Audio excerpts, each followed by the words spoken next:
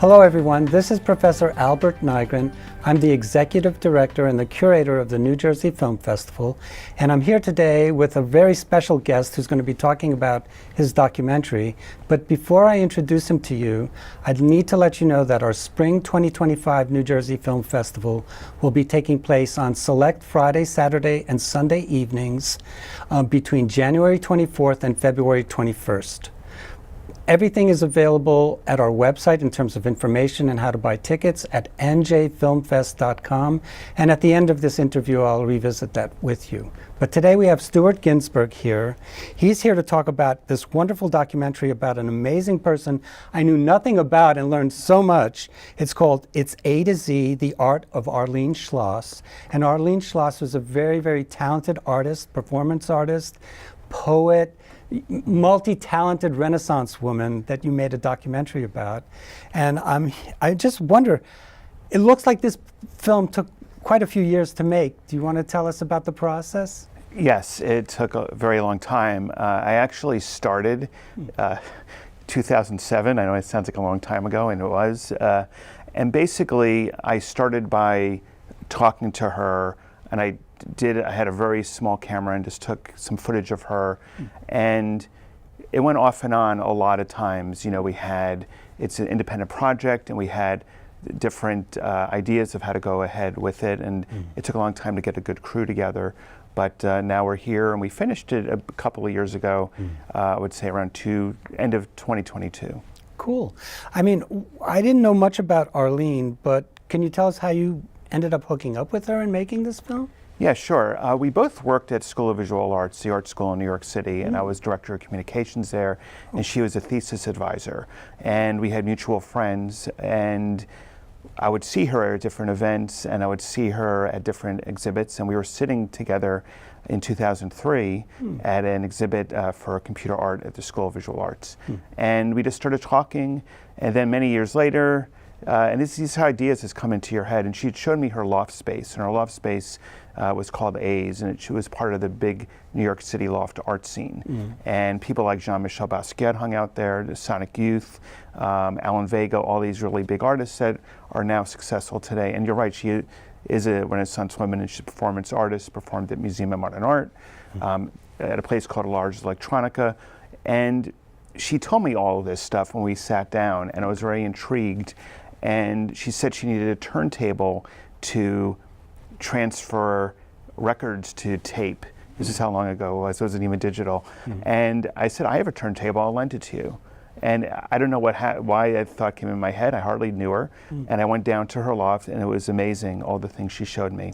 And in 2007, I went back to the New School to get my master's degree. Wow. And we were in this class, and we went all around the room, and I had in terms of in a documentary class all around the room, and people were giving ideas of what they would like to do.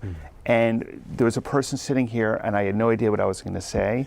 And all of a sudden it was Arleen Schloss, and a few years later it came into my head.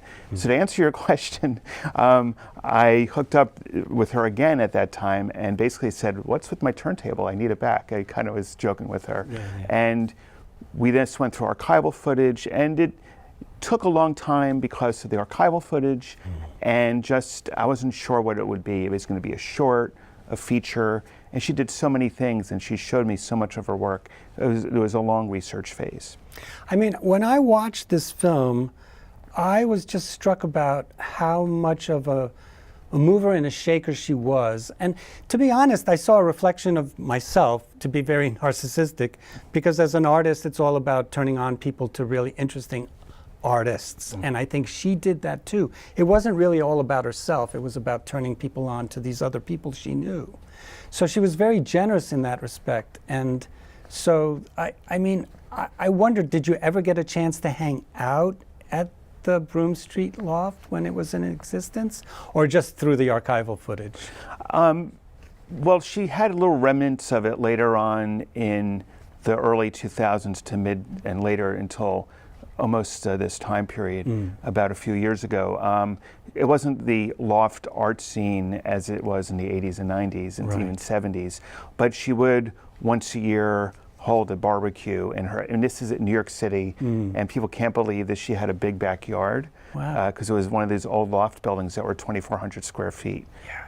And in Soho, right? and so, yeah, the outskirts of Soho and Lower East Side, in that kind of Chinatown, Soho, there was this kind of Broome Street area where it's very desolate. And believe it or not, I did stay over there a couple of nights, and what I was going to say, I couldn't believe how desolate it was. This was around 2015. I'd stayed over there just to sleep over and just to help her out. I would help her out sometimes at her loft. And it was amazing. I thought, this is New York. You felt really a stillness. And I think that's what made the creativity go too. And you're right about her. She was very selfless. And that's what a lot of people said to me. She had a big heart.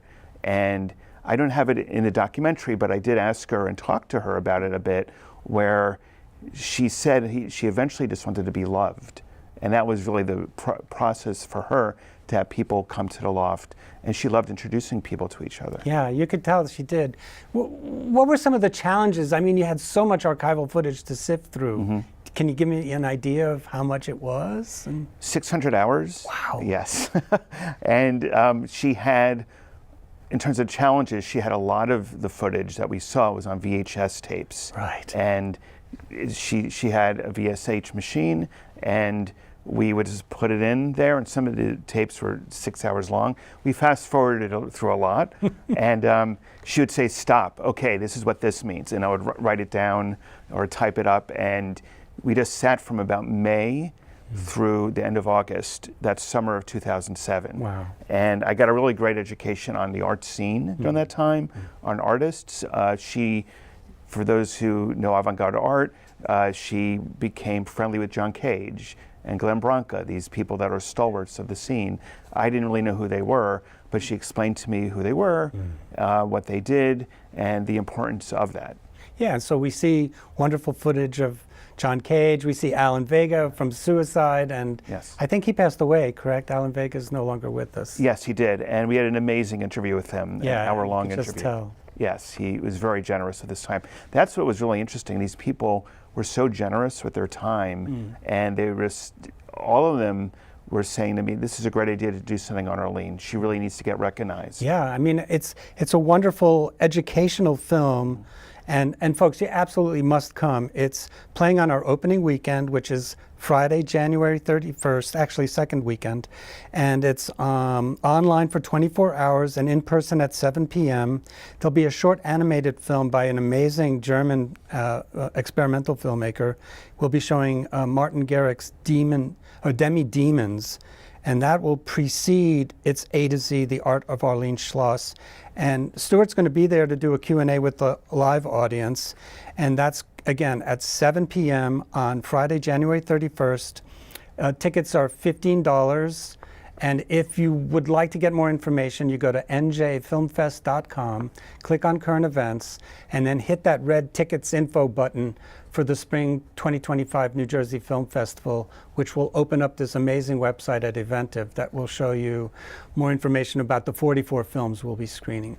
I want to thank Stuart Ginsberg for being here. Thank you so much. I learned so much just in 10 minutes with you. Thank you.